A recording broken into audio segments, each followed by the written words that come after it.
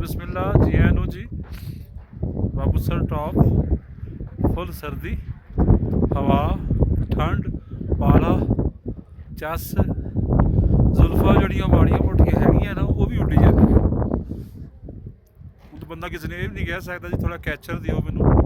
ਤੇ ਮੈਂ ਆਪਣੇ ਵਾਲ ਸੰਭਾਲਨੇ ਆ ਕੀ ਖਿਆਲ ਹੈ ਜੀ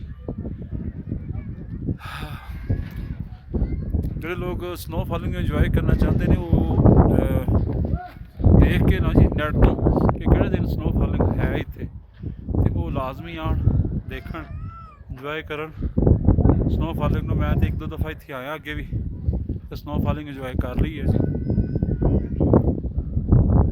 लेकिन मौसम सर्द बहुत है ठंडा बहुत है बहुत अच्छा मौसम है सर्दी है और टिका के सर्दी है टिका के ठीक है हंसते वसते रहो जी अपने खर्चे थे